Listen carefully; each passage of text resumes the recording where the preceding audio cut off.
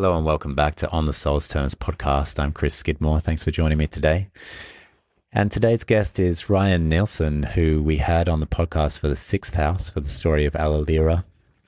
Ryan joins me again today to talk about the myth or the fairy tale of Iron John from the Grimm collection. And we are exploring it in terms of the 11th and 12th house cusp, which is sort of like the cusp between the palace and the forest. And you'll find out more about that in just a moment. But before we begin, I just want to say that we did set out to do this in one episode, and we found that that was too ambitious of us. So it will be part one that you're receiving today, and part two will be coming at a later date. So enjoy this one. We get deep into the imagery and the symbols. It's a very rich conversation. I enjoyed it a lot. I hope you do too.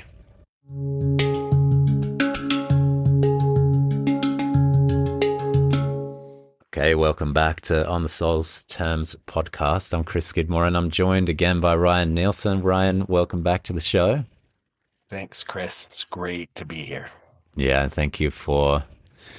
I was looking at the etymology of like answer and response and these kinds of things this morning, because I was thinking about the word question and how there's a quest inside of the question, right? The question is the quest.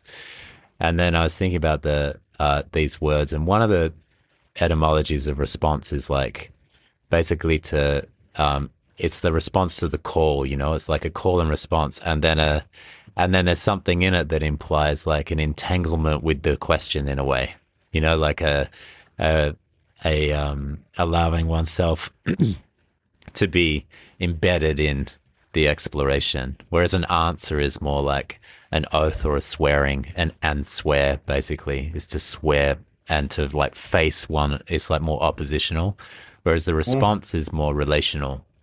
And your response to my call about maybe 48 hours ago, where I came out of nowhere and said, Ryan, I need your help, man. You got to come on this podcast and talk about this fairy tale.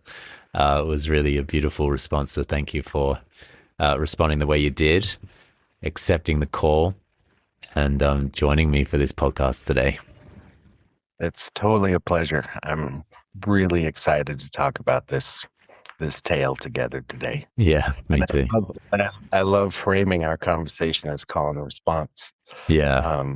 There are alchemical themes that bleed into the blues for me, actually, which is rooted in call and response. So we may get to touch on that a little later too. Bleeding into the blues. I love it. Maybe some colors that are not in this fairy tale, that maybe like blue and silver, hints of this other dimension that will exist throughout the fairy tale. So for the audience, we are we're exploring the cusp of the 11th and 12th houses. The 11th house is the house of, say, the polis or the collective consciousness or the society or the community.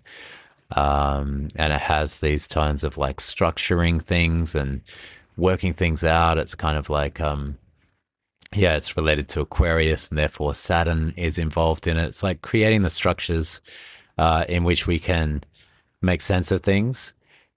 And that cusps with the 12th house, which is the deep waters, the deep blue in a sense, the unconscious, everything that we're sort of like, we can get a sense of what's down there, but we don't know exactly what it is. It's the realm of the archetypal. It's what Jung wrote about as the collective unconscious. And inside of the collective unconscious, like in his Collected Works, Volume 9, it's archetypes of the collective unconscious. So down there, it's like we sidle up next to, it's kind of like the word archetype. We can never really say what it is. We can never have a satisfactory statement about this word, So true. Yeah. We can only say it's kind of like this, or we have to immediately sort of start using metaphor, because it refuses 11th house in a way. It refuses consciousness in a sense.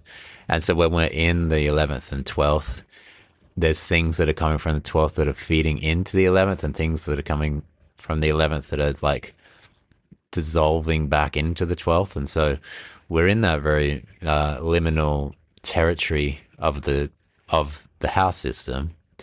And this tale just it spoke to me maybe a month ago to be an 11th house tale, but has itself told me that it's not an 11th house tale. It's an 11th, 12th cusp, or it's a 11th, 5th opposition, or it's even an 11th, 10th story in a way.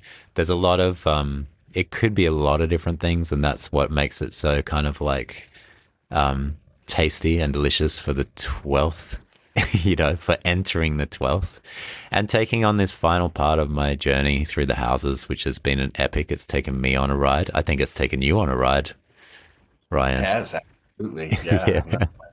I can't believe you're here at the nearing the close of the house journey. That's, yeah. Yeah, it's remarkable.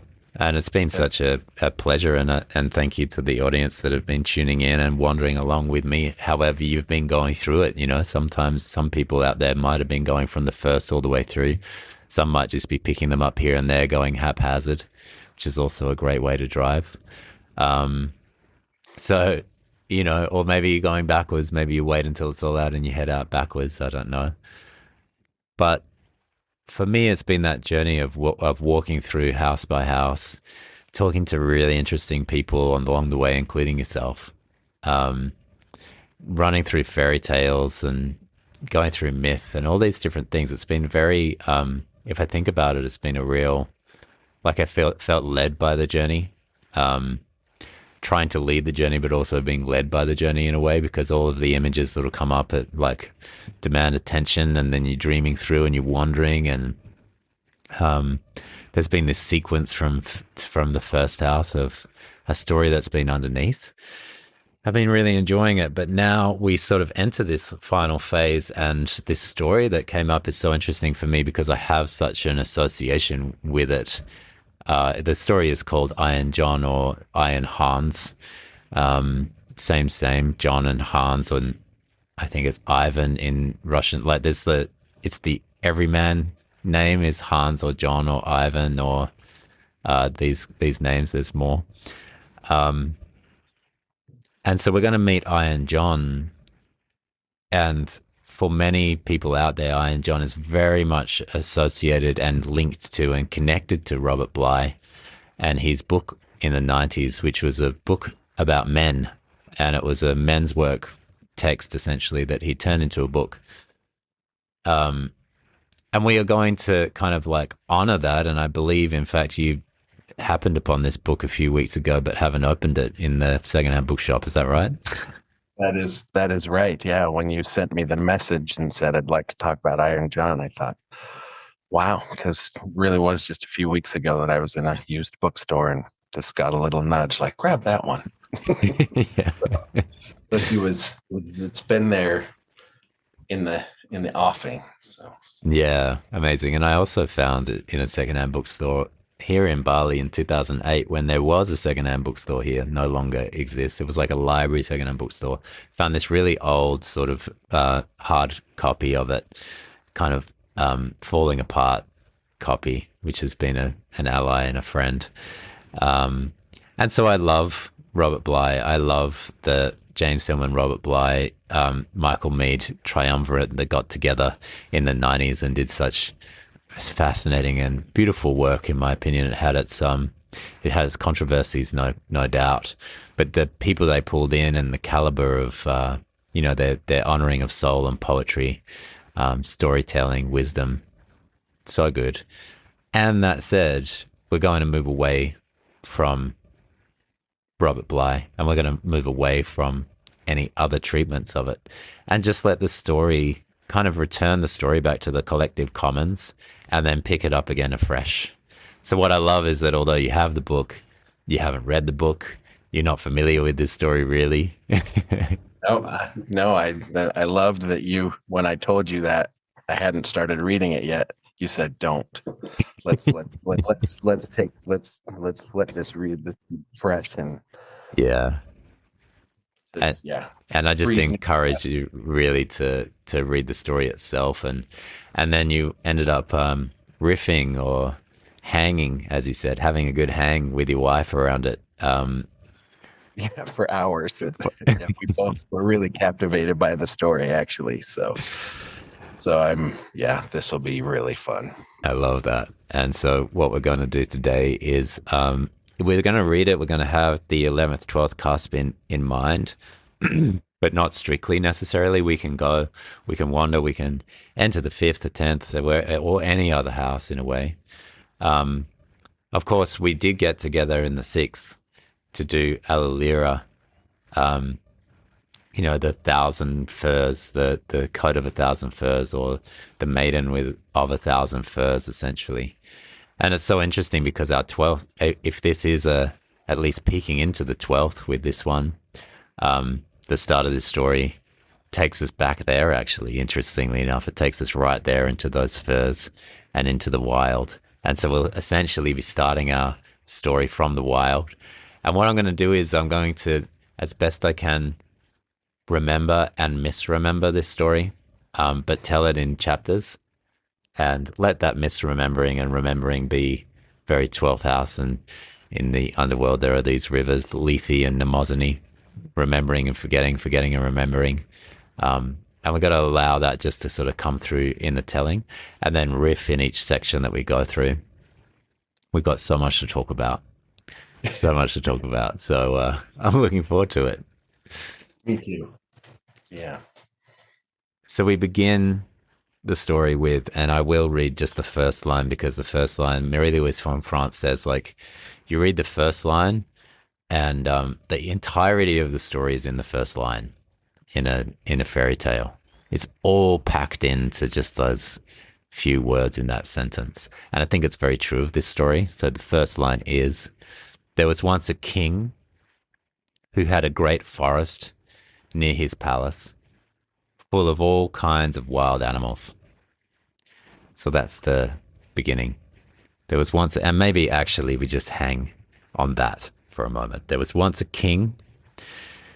So there was once is a once upon a time. We know that we're in the eternal. We've already, once we go to once upon a time, or there was once a time, or once on a time, or however it is said, we leave behind the everyday world and we're already in the eternal world. We're in the archetypal realm. And in this archetypal realm, there's a king. So we're gonna open up with that king, who's a big figure, who we're going to talk about a lot today, and allow ourselves to be like really at it with that king, who had a great forest. So there's a forest here, and it's great. Near the palace, so we've got a dichotomy between 11th, 12th in a way, right? We've got the palace of the 11th and the forest of the 12th already laid out for us on the cusp. And then it was full. So it's very alive and very erotic, this forest, of all kinds, which is Allerleirauh, of wild animals. What do you think about that, Ryan? It was interesting. My emotional response to reading that line was like, "Oh no," because Yeah. because that is like that thing that's packed into the first line for me is the sense of the split from the forest that's inevitable. Like you feel it just in the he had a forest. There once was. It's kind of and that full of life, and you go, "Oh no, what's going to happen to the life?" That was my first. That's so interesting because now I'm going to really zone into just this one word, have, the possession. So the forest is the possession of the king, isn't it? As though he could possess that wild, feminine, Yeah. ancient. Yeah. As though. Mhm. Yeah. And so his next move is that he sends out a huntsman into the forest because he wants to catch himself a roe. So he sends the huntsman out into the forest with his hunting dog. And the huntsman never returns, which makes the king very anxious and worried. And so then that one that he sends out becomes two, because now he sends out two hunters with their two dogs, and they're going to go find that other hunter. They never return. So we go from the one to the two. Now we're going to go to the all. Then he sends out all his huntsmen, and with a massive pack of dogs, sends all those out into the forest, and they never return. And then, from then on, no one would go into the forest. It was deemed an unsafe place, and the forest itself remained in stillness and solitude. Nothing was ever seen of it, except every now and again, an eagle or a hawk would fly over it. That's that's the setting of the scene. All sort of happens at the very beginning of the story, right there. It's like already his relationship to the forest is vicarious. He's sending the hunters for him. He's not going there. Right. You know, he's not going to touch it. He has to send representatives. Hmm. And my wife, she's been hanging out a lot with like Neolithic feminine imagery lately for the last few years. Beautiful. Yeah. And she was very quick to point out the relationship between the roe and just the regenerative capacity of nature, because they grow antlers like branches which fall off and then are regrown. And so she was drawn to that, and the idea that he's got this vicarious way of getting a roe. It's, you know, there's a lack of sacredness in that exchange if you see it that way. So that just the already the separation between the king and the forest is just so pronounced to me that Yeah. like it hurt. You feel like it hurts. Yeah, it was something I recognized in my body. Like I do know what it is to be totally disconnected from the wisdom of the body, of the forest, of the, yeah. It's so interesting because in my 11th house episode with Jason Holly, when we talked about all of this, the image that was there as a emergent presenting image was when I walked out I just walked out to my kitchen, because my kitchen here in Bali is outside, and there was a monkey on the roof. And the line that came to me was, "The monkey is far from the forest," which is sort of like our image for the 11th house. Like this human animal, the monkey, is so far from the forest in this 11th, and yet adjacent to it, right? It's like like this first line. It's nearby. But it's so far away. As you're saying, there is like sending out representatives, sending one, then two, then all, but never the self. Mm-hmm. And the row. So this is really interesting, that what your wife brings up of the antlers that grow like branches, and then essentially that's like a snake image in a sense of falling off, growing again, regenerative, which is obviously, it brings us back to Artemis and the presence of Artemis, who is her sacred animals actually are the dogs and deer.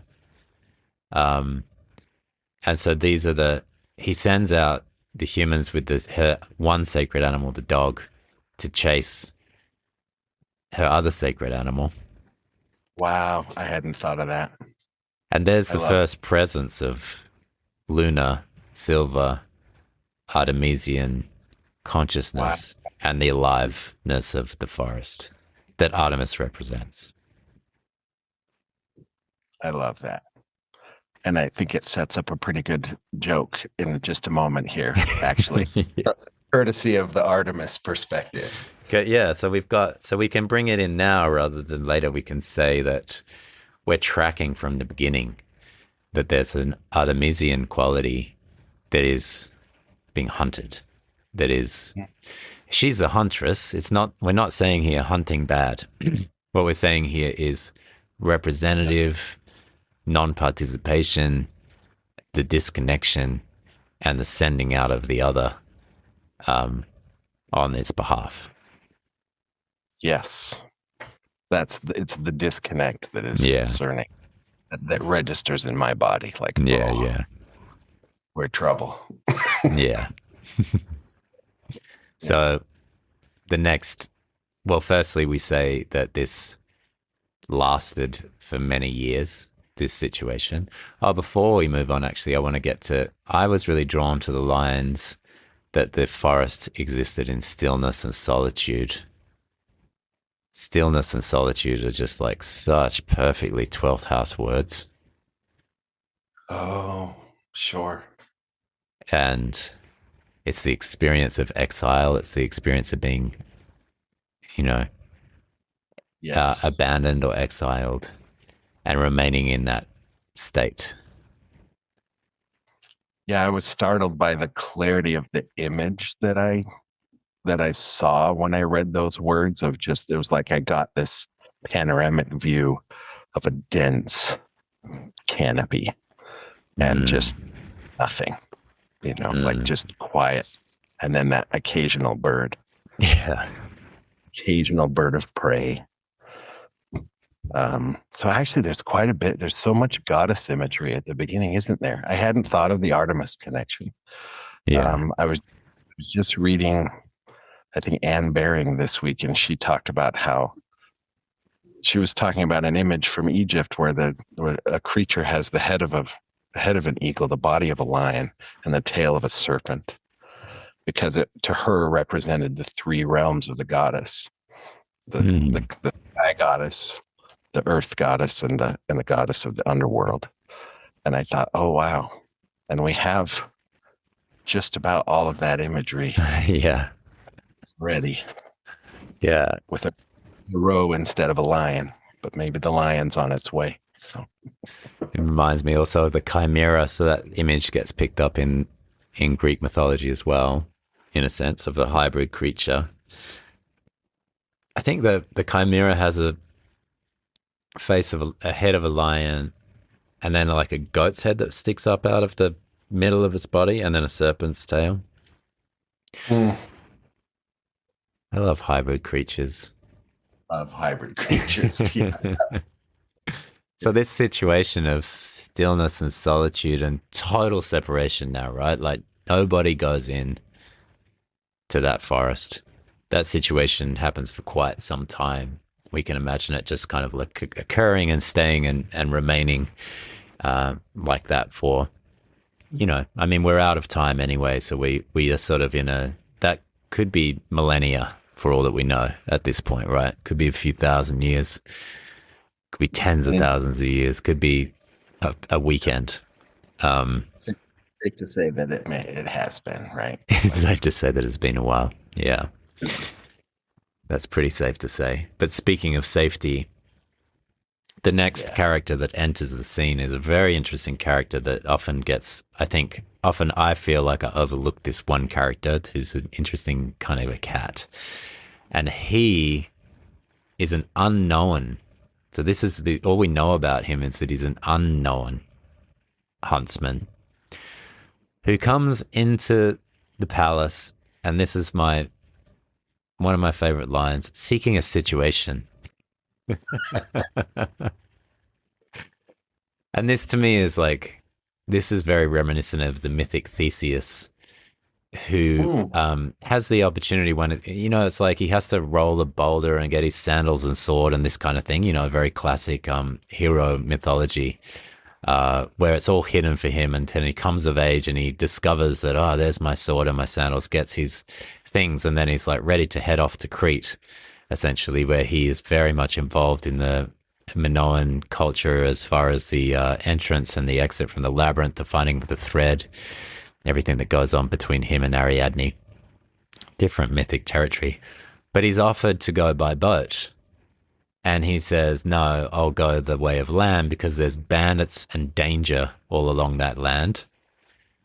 And I have to go that way where all the danger and the bandits are. And when he shows up into Crete, he also asks this situation, he asks this question, I'm seeking a situation. Or he makes that statement. Like, do you mm, have trouble here? Do you have danger here? Because I'm I'm inclined towards that kind of thing. yeah. So this huntsman is like, hey, I'm seeking a situation. The king says, well, tells him the story of what's happened. And he's like, but you cannot go in there. And he says, well, that sounds exactly what I want to do. That's exactly what I'm up for. Thanks for telling me that. And he says this line, of fear, I know nothing. Yeah. So he takes his dog. So again, it's the man and his dog situation. And they wander off into the forest. He's like, yeah, this will be interesting. And his dog has no sooner gone a few steps into the forest when he comes upon a great pool, like a great lake, great still lake. And out of the lake comes a hand, a naked hand, grabs the dog and pulls it under. Dog's never seen again.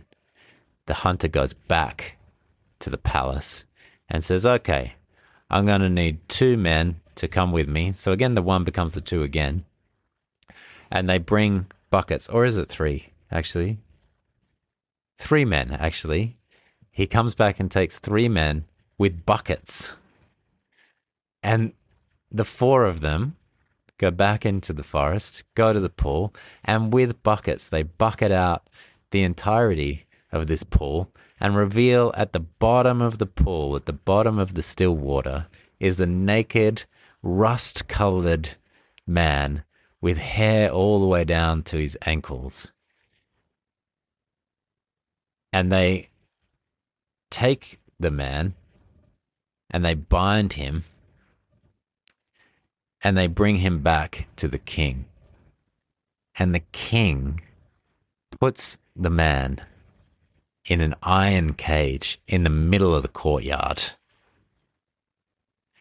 It's Yeah. it's so uncomfortable. Yeah. Yeah, it's uncomfortable imagery.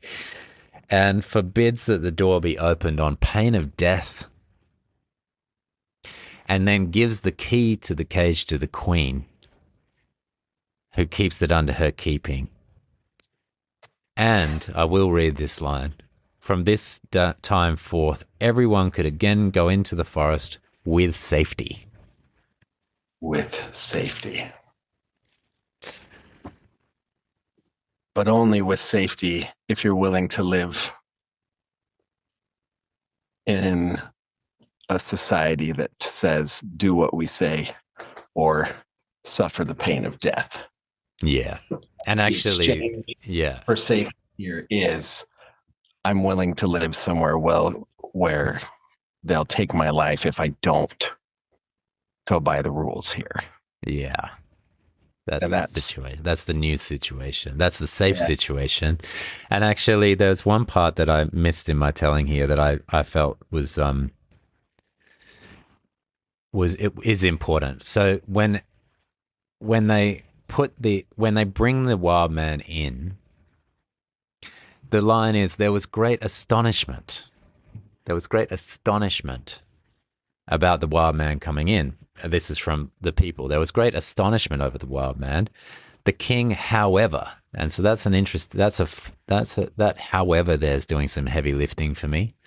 The king, however, had him put in an iron cage in his courtyard and forbade the door to be opened on the pain of death. And the queen herself was to take the key into her keeping.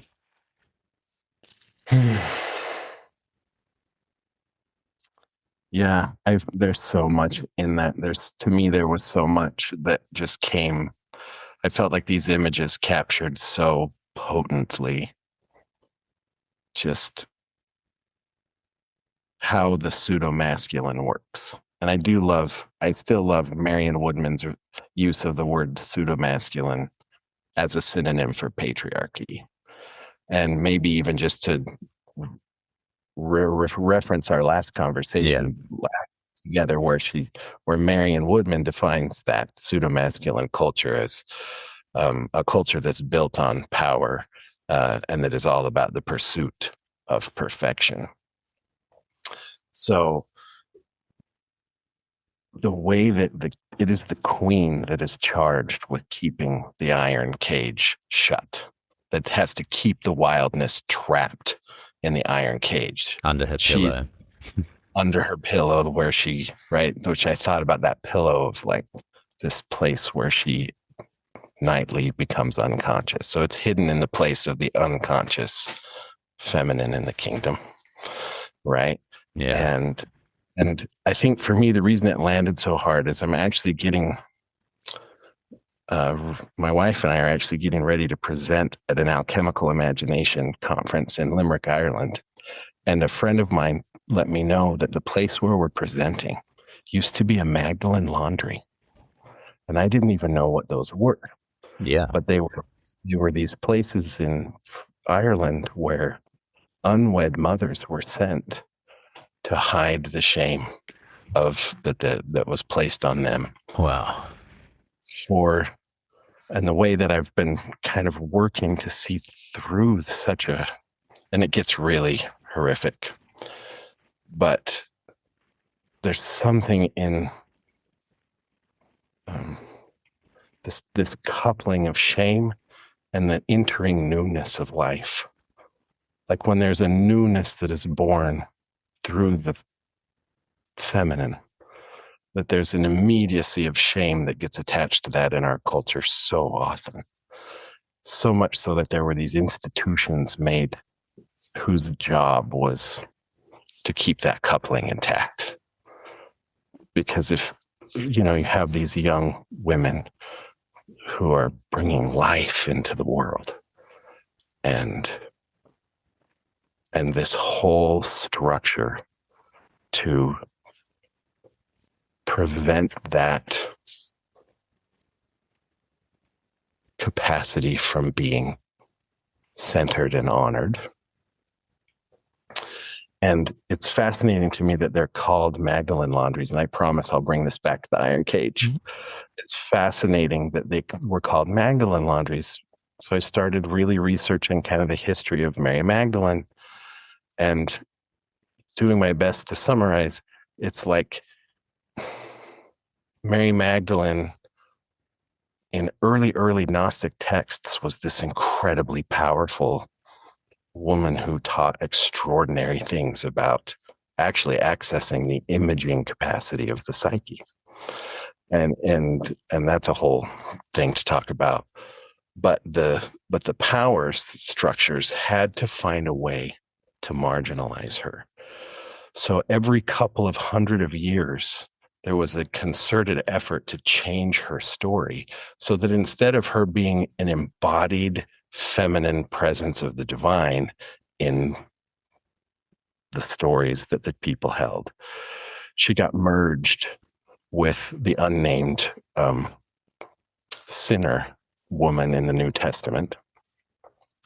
And in that merging, she was then allowed proximity, but not authority. And the proximity was contingent on her penitence, excuse me. So she had to be sufficiently penitent to get proximity to the power structure, but she couldn't stand in it. And there's that coupling of like the way that shame get coupled with this emergent newness, this capacity for newness in the feminine. And that's what I just jumped out at me here with this queen, because it's sort of like, of course, many of the nuns who worked in these places were wonderful, compassionate human beings doing their best to help vulnerable young people. But some of the institutions in particular were really, it's really tragic what happened. And it was sort of like these women they were the ones who had to keep the key. Mm. They were in charge of keeping this capacity for newness, which in this tale is, to me, is in the wildness of Iron John. They had to keep him under lock and key. Damn. They were brought in to do that. So I really felt this resonance between all these things I've been reading about how the same archetypal themes played out in one place, how I've seen them played out in my life, and then how they're presented in this tale. And the imagery is just stunning. It's just, wow. She is in charge of keeping that key.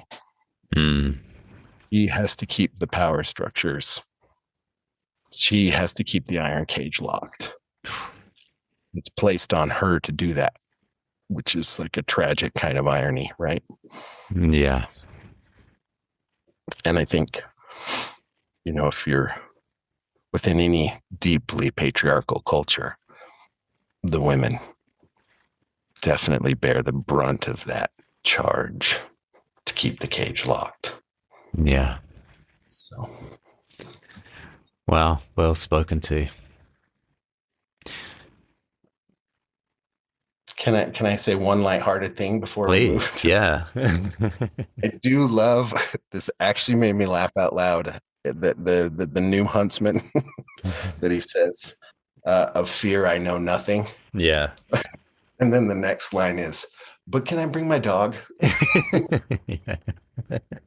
Like, I'll just say that's a good one, Artemis. Right? Like that's like, but I really don't feel safe without my dog. Yeah. Of fear, I know nothing. But can I bring my dog with me, please? Yeah.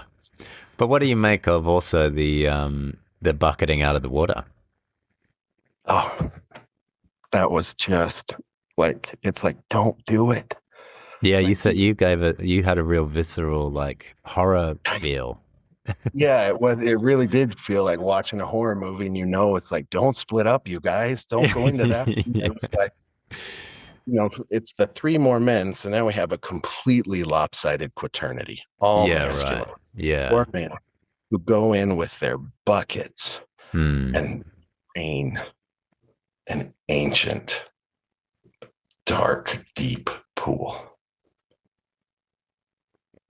That's just as it just felt like that's a that's hubris to the extreme. That's yeah, it really hit me actually. I was surprised by how visceral my response was to that. It's like, oh, you can't Hmm. just drain the pool with buckets. Yeah. Hmm.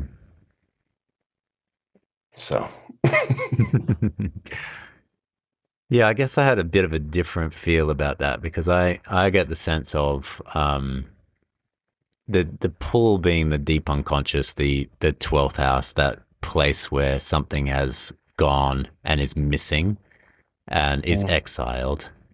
Um, and I think about bucket work as sometimes being 12th house work in a sense, because the mm, 12th house can be so. I mean, what's happened in the pool so far is that it's drawn in anybody that goes near it and taken it down and taken it mm, into something. And I think about the feeling of that when it comes to like addiction, for instance, like you get close to that wild member that you get completely pulled under, or you get mm, close to whatever archetype it is that is in exile, that's been out, that's been ousted, is down there in the unconscious, and you get so close to it, or you and your dog are there, and your instincts are there, and your impulses are there, and then boom, there you are in a completely chaotic, out of control process of addiction and fantasy and loss of self and dissolution and all of that.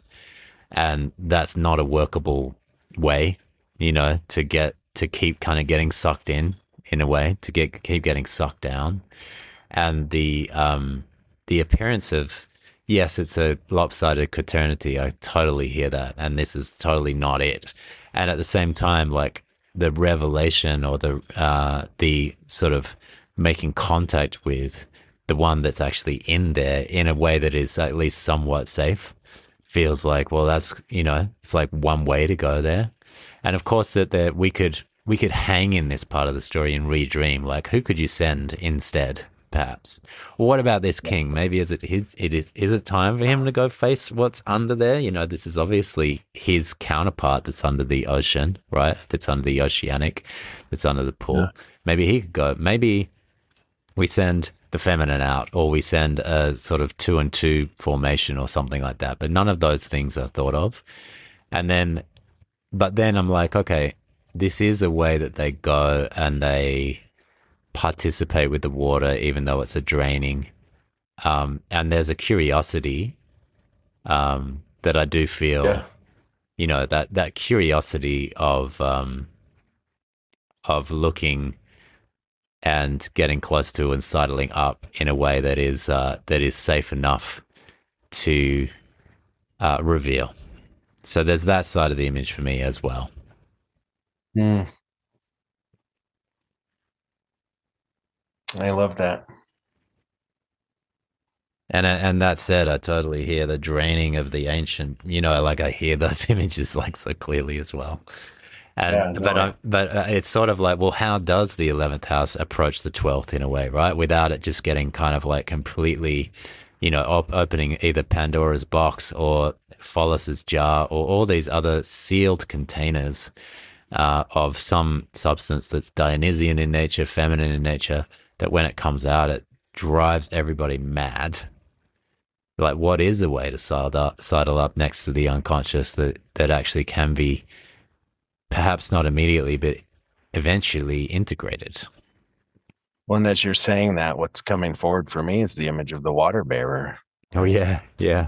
We're hanging out in 11th house land, and there's something about having a foot in the water, a foot on the land, and having a vessel that can actually move the water from one place to another. So Mm.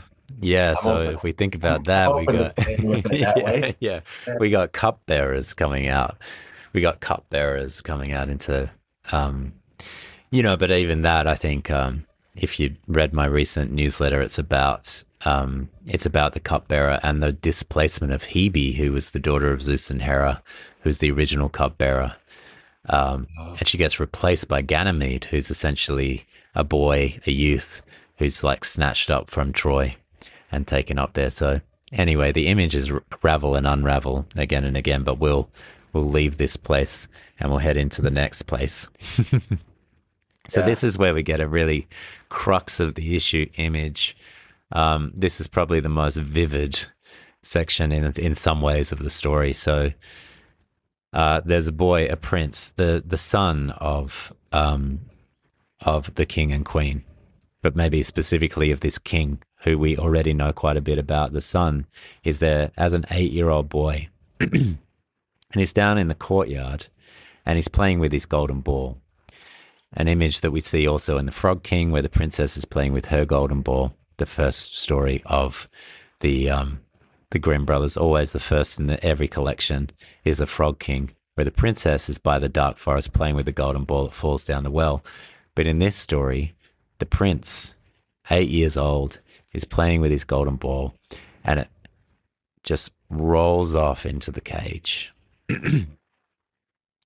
almost as if that golden ball knows exactly where it's got to be.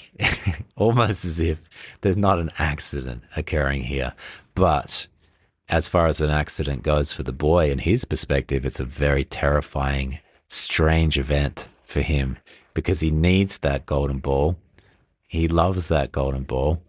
He can't be without that golden ball. But now it's in the possession of the wild man. And so he goes to the wild man, who's, again, let's just see him as an image. He's in a cage in the middle of the courtyard. And he goes to the wild man and he says, "Give me my ball back, please." The wild man says, "No, only if you open my cage." And the boy is now terrified because the only way, as we said before, to open the cage, the punishment is death. So he's terrified, and also it's his father, and it's the laws of the land, and it's everything that's been put down for him. And so he says no, and he just walks away.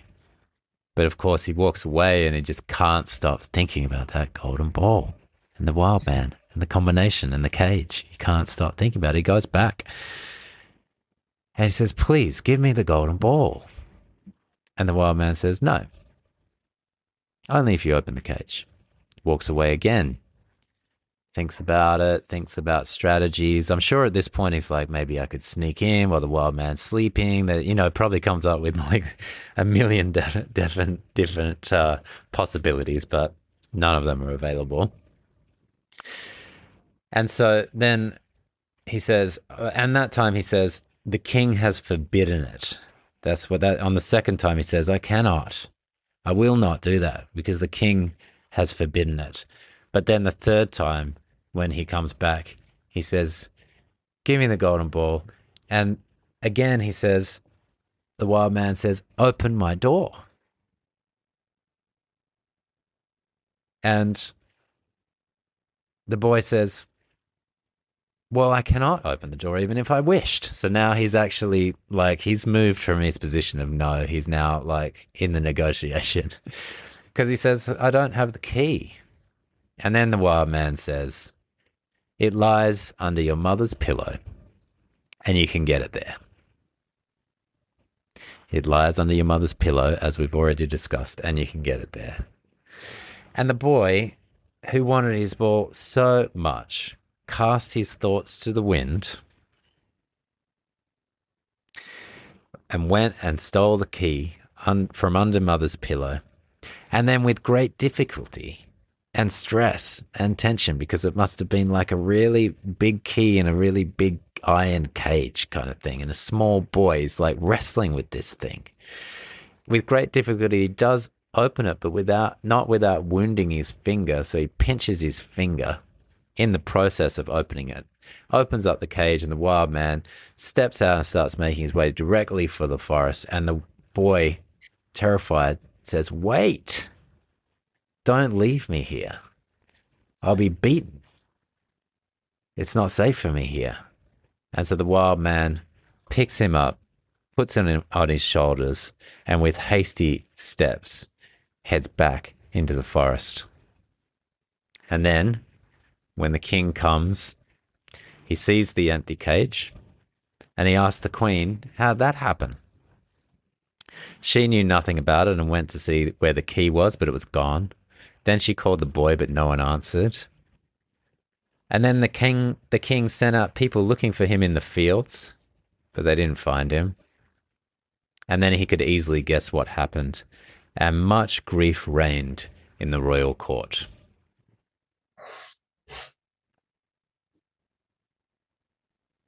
Yeah, when I sort of played with this as the golden ball, like you, I love how you framed it, that it had a kind of a will of its own. And something about that golden ball and the authenticity of this little boy. Mm. For me, those two things were what jumped forward for me. And just the image of like, if you're going to access the golden ball, if you're going to find a way to this thing that is playful and that is so valuable to you, you're going to have to let the wild out of the cage and relate to it. You're not going to have an option. And it's like he's put to the crux of this choice of, do I maintain my attachment to my parents, or is the golden ball worth it? It's a heartbreaking decision, because you realize he's totally aware when he says, "Oh, wild man, don't leave me." Yeah. Like he knows he's dead meat. Yeah. He knows what's coming. And I felt like this was just, it was really poignant to read this for me. It was like to be 8 years old and have to choose that, to be able to choose that at 8 years old. That's pretty amazing. And I really bristled at the response of the king, the father, like the way that he comes in and his first response is to turn to the queen and say, "How did this happen?" Like his first response is not the response of a loving father. And just to be clear, like I think in the moments, like in the moments I most regret as a father, I found myself gripped by a desire to blame. So I resonate with that sort of shadow side of myself in this. And then but then it's like he turns and it's like, what did the queen do wrong? Not, where's my boy? Yeah. A really weird response, And yeah. And then I actually found a tenderness in the gesture. There was something paternal to me when Iron John lifts the boy onto his shoulder. That feels like a paternal kind of gesture to me. And a shift happened there. I actually have goosebumps in that image when you feed it back, because the boy is now on the shoulders of the wild man. I mean, that's the image. The boy is now on the shoulders of the wild man. He has underneath him his IC, in a sense, right? Like he has now his relationship to his ancestry, not just the ancestry of there's my mother and father and there's their mothers and fathers, but his relationship to the wild man and the one who was at the bottom of the well, the relationship to the unconscious, the relationship to the 12th, the relationship to his animal side, the relationship to all of nature, that he's not separate. In that moment, it feels like he's not separate. He's on the shoulders.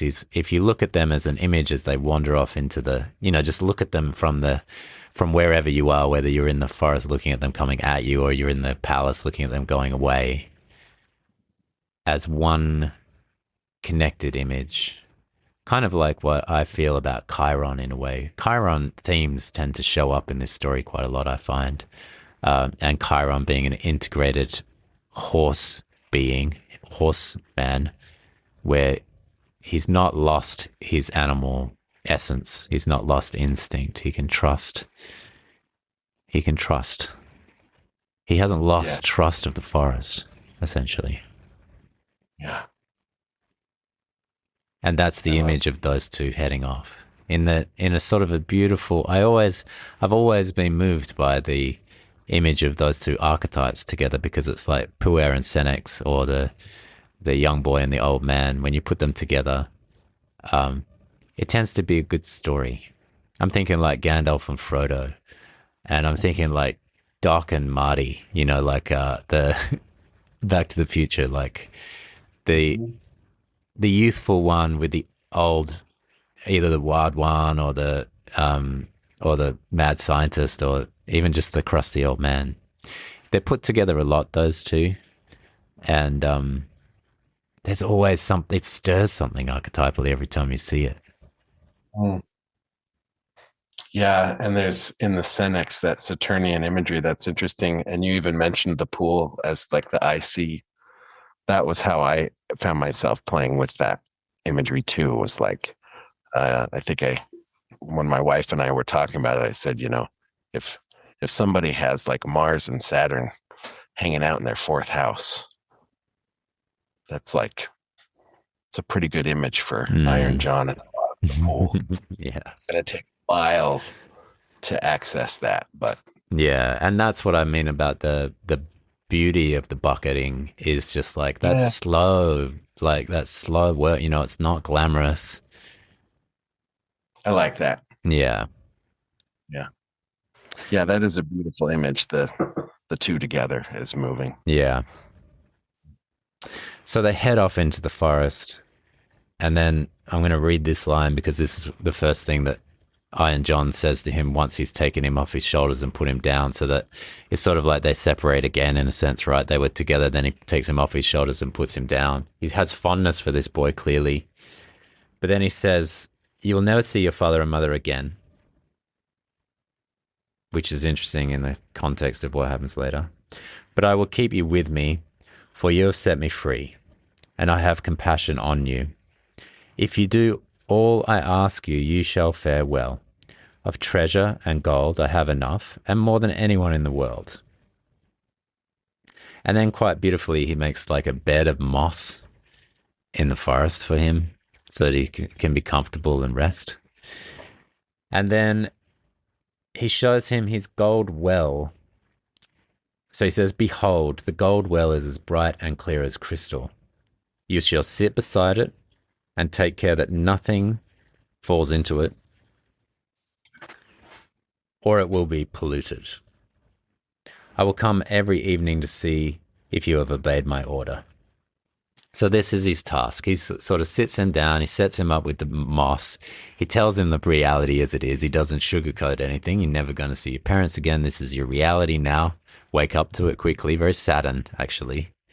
Quite a healthy Saturn, because it's just like, here's the facts. Get used to them as quickly as you can. Don't get overly emotional about it, but just like, this is the way that it is. Process it as best you can, but I'm not going to sugarcoat anything. I'm not going to make it pretty for you. And then the boy then goes into his first task, right?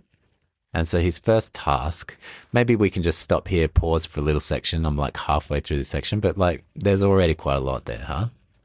So much. Yeah, there's so much in this. Well, now we're at a place where I can ask you one of the questions I was really hoping to hear from you on, because there's this, in my mind, this there's so much, there's so many duos in this story and the counterpoint between two related things. And so now we have the deep pool that my imagine it doesn't say it was dark, but I just assume that there's no seeing beneath the surface of that. Mm. Which is why they had to bucket and why the dog was frozen. And that's sort of just me playing with it. Mm. And this clear water of the well. And I wondered if I would love to hear like what came forward for you and the kind of the tension between the dark pool and the clarity of the golden pool, or if that Yeah. brought anything for you. Yeah, for sure. I mean, to me, this is the two sides of, say, what I would say archetypally is like Neptunian consciousness. I'm just going to bundle things together. Neptune, the 12th house Pisces consciousness, which one of the figures that relates to that consciousness is Typhon, the greatest monster of all, who causes all sorts of chaos and destruction. But opposite to that image is Eros and Psyche as fish swimming down into the ocean. So the love and beauty, essentially, love, beauty, Eros, life force swimming along as fish connected into this very clear water. And I think those are two sides of the same thing. But this is where we have the clarity, and the task that he's given is like, pay attention to this, pay attention to it so nothing gets polluted.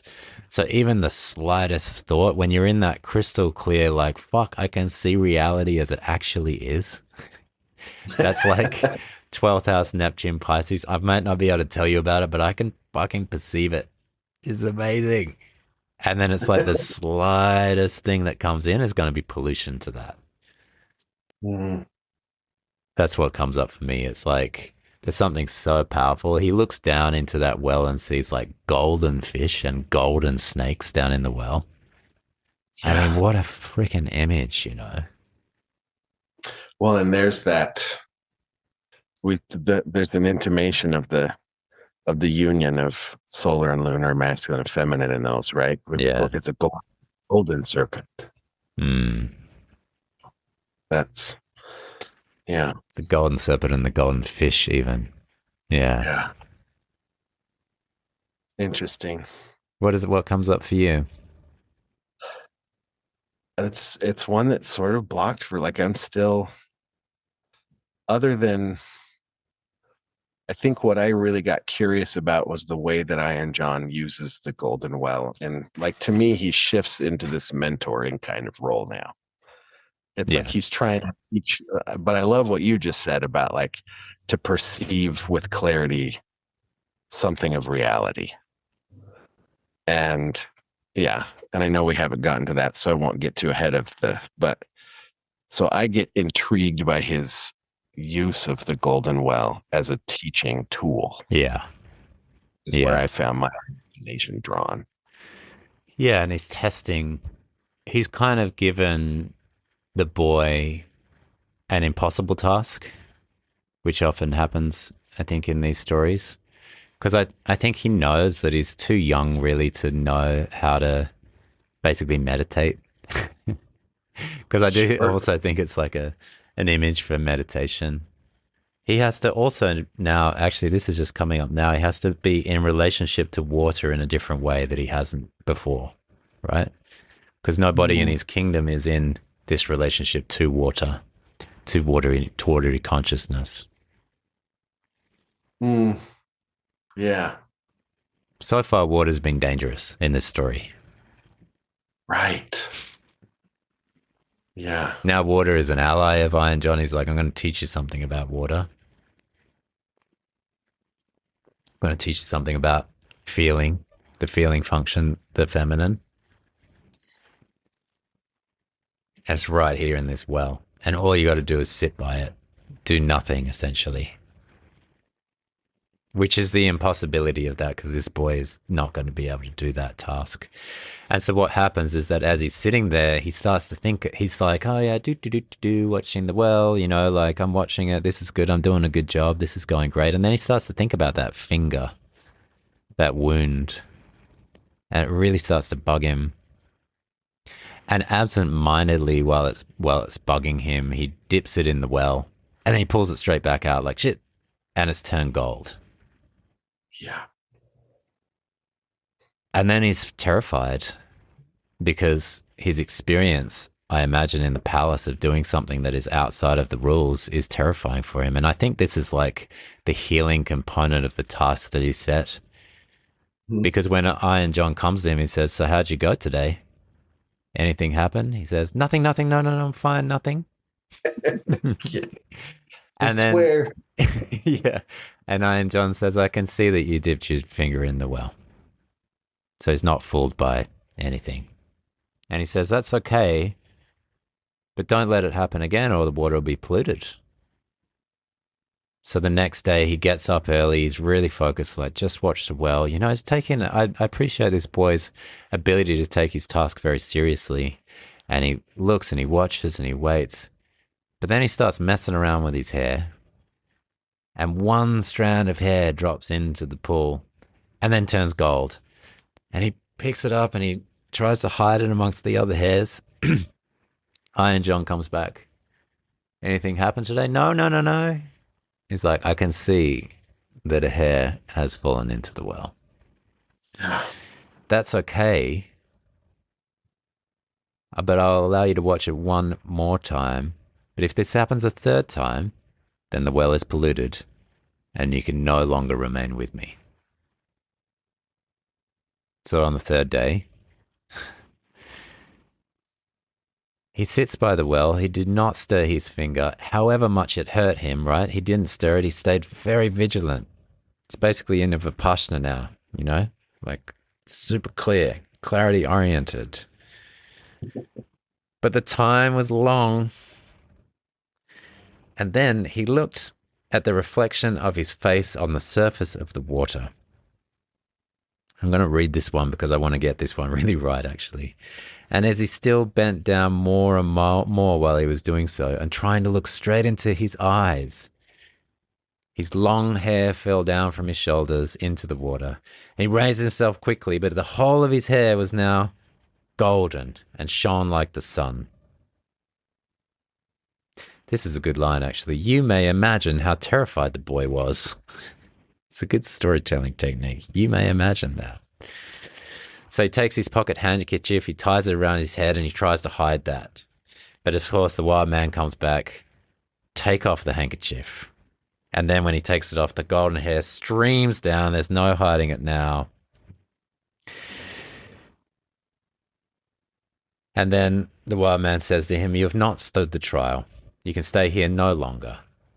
Go forth into the world, where you will learn what poverty is. But as you have not a bad heart, and as I mean well by you, there is one thing that I'll grant you. If you fall into any difficulty, come to the forest and cry, 'Iron John,' and then I will come to and help you. My power is great, greater than you think, and I have gold and silver in abundance."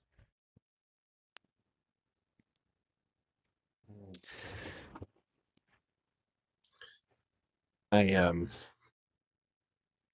there are two images in that really stood out to me when I was hanging out with this. The first is, and it actually took me a few reads for this to come forward, but the wound on the finger is, to me, is the wound of having opened the cage. There's still a hurt from having opened this relationship to the instinctual, to the wild, to the, so much so that it stops him from being able to do this task. And it's that, again, it's this coupling of shame with emergent newness. That's the wound, right? It's like, so that every time he risks authenticity, he's going to be reminded of exile. Wow. Like every time there's a loneliness there. And which I think for me is the terrified reaction I imagine, because he knows that every time that he risks authenticity, he loses his relationships. Fuck. And And then, so then on the third time, when he's looking into the well, and what are the words that he's trying to look straight into his own eyes. Like I just see this kid who just wants to see that there's something in there that's Mm. him. Mm. And and in that, inevitably, he can't hold the perfection. Mm. And because nothing relational. Yeah, perfection. It's another Marion Woodman ism with right, perfection massacres the feminine. Mm. And it's like he can't help but be drawn to this relationship with himself that means everything has to change again. Which takes us into the myth of Narcissus, because Narcissus is rejecting relationship. Any form of relating is being rejected by Narcissus. And that's how he is cursed. Nemesis is called down upon him to fall in love with something he can't have. And then he falls in love with his own reflection. There's definitely some quite obvious nods to that story. Yeah.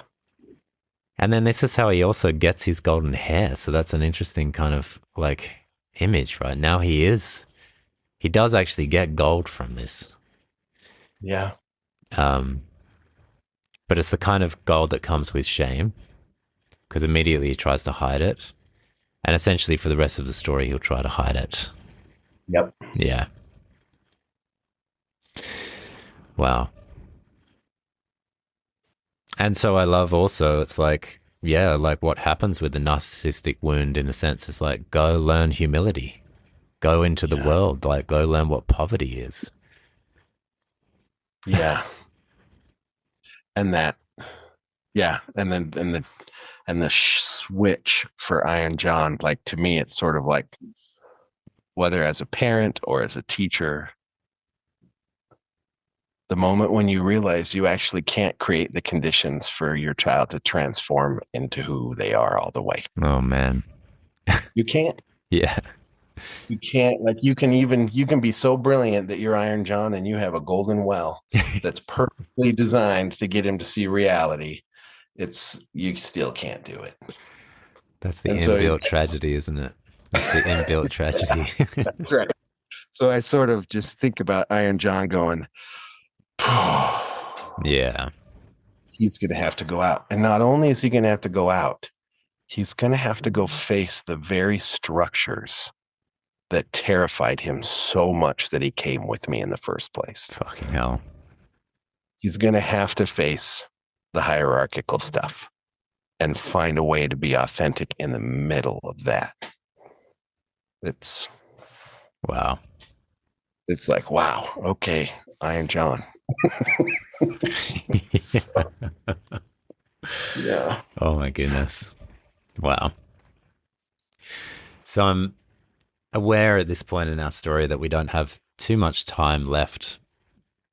And so what I'm going to do is because we've covered most of the beauty and profundity, I think, of this story actually in these sections. I don't think it's a story that leads us to an end point. So what I'm going to do is just name the rest of the story in a way, rather than I'm still going to tell it, but I'm going to tell it in a way that we can just reflect on some of the images, and then we can find our way to wrap, because also, Cronus and time restraints. So I'm going to honor that Cronus and that Saturn and do it this way, okay? Sounds good. So he walks for a long time and he finds his way to this palace. And they find him to be kind of a strange boy, but they like him, thank God. And they put him into the service of the cook. And with the cook, his job is to chop wood, carry water, and to rake the ashes. And at one point, the cook tells him to take some things to the king, like some food. And he wears his cap because he doesn't want to reveal his gold. So this shame piece is ongoing, isn't it? he goes to the king. The king is like, what is happening here? So you take your hat off when you meet the king. And he says, no, I've got a sore on my head. So this is like really, he sees the gold as a sore, as a wound, and it is. So he refuses to take it off. Um, and then the king chastises the cook and says, what are you doing bringing someone like that into your service? So the cook is shamed. The cook then gives the boy over to the gardener because, he could be exiled again at this point, but he isn't, thank God. So there's kindness that operates in this world for him. Gives into the gardener, and then there's new tasks for him in the garden. He has to do all of the gardening things, water, seed, plant and harvest and all of the things in the garden. And at some point, he's really hot in a summer's day in the garden. He takes his hat off just to get a little bit of air to flow through the hair.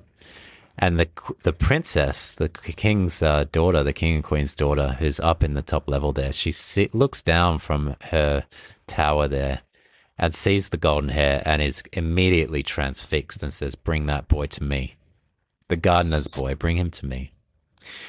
The gardener comes down and says, like, hey, the princess wants to see you, So he puts his cap on and takes these wild flowers. And the gardener says, don't bring those wild flowers. Bring, there's more beautiful flowers out here. And he says, no, the wild ones are good.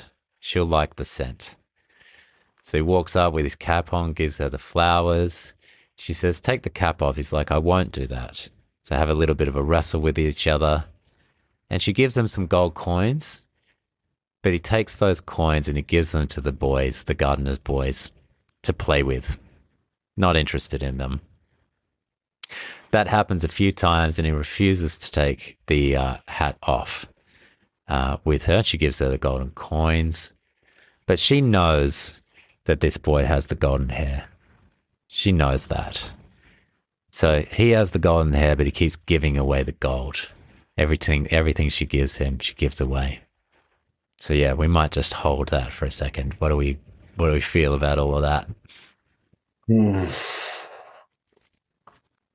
Yeah, we could honestly spend 4 hours on this.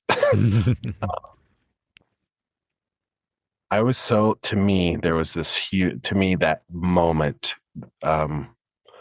because when he's in his parents' court, he's desperate. He's terrified of the external authority. Then in the forest with Iron John, I don't know if he's terrified, but he really, really, really wants to please the external authority. And this moment with the gardener, where the gardener says, you can't give the princess common, ordinary wildflowers. And he says, yeah, I can. Yeah. The ordinary ones, this is the good shit. Yeah. Right. That moment of embracing his ordinariness, which also honors his connection to the wild man, to me, the wildflowers, the wild man, he's keeping those roots, but he's saying, this is just me. Yeah. And that moment where he embraces ordinariness, that's a turning point in the story for me. That's a beautiful observation. Thank you for bringing that. Yeah, I was holding that this morning. I didn't quite know what it was. I was so moved by about that. And you're right. Like, thanks for bringing it forward, because for the first time, isn't it, that he can say, no, my instinct on this is right. I'm bringing the wildflowers. I don't want those tamed, domesticated flowers. I want the wild ones. She will appreciate the scent specifically, right? So her nose and her senses will come alive with it, even if they don't look as pretty, even if they don't look the way that your manufactured, curated flowers do. And the standing against authority is the first time. And it is a pivotal turning point in the story. Mm-hmm. I think it's the same thing that makes him be able to say, I don't care about this gold. Yeah. Yeah. Like the same, we get that both ways. It's like, here, give this to your kids. Let them play with it. I don't care about it. Yeah. It's like it's a really important shift, I think. It's pivotal. It's really pivotal. Amazing. I'm drawn to not speed up, and I'm wondering if you'd be interested in a part 2 sometime in the next little while. I would love that. Yeah. Yeah. Absolutely would. It's Okay. just this is such a rich, rich, rich tale. Yeah. I feel so grateful to you for bringing it into my attention and for I just yeah, it's so beautiful. It's a great counterpoint to Allerleirauh that we explored before, isn't it? Like, what a beautiful way to do the sort of 6/12 in this axis that we're doing. And so what Right. we'll do is that we'll come back for a part two. I don't know when that'll be, but we'll send this out to you, the audience, to the world, as a part one of Iron John, and then do this story justice and give it another episode for part two, where we can stay with this pacing and this theming, because there's a lot more to go, actually. There's a lot more to go.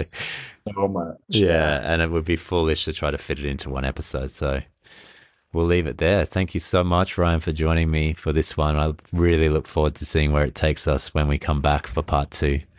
And Thank you. yeah, thank you Yeah. so much for sharing your pace and your wisdom and your ability to move with the image. Thank you to your wife, who has been in this episode. Yeah. It's true. And there's more, I promise. Yeah, I can't wait for that. So we will see you again for part two in a little while. Thanks, Chris. Wonderful. Thank you for listening to On the Soul's Terms podcast. To support the show, please consider leaving a 5-star review, sharing with friends, or becoming a patron at patreon.com/On the Soul's Terms. Until next time.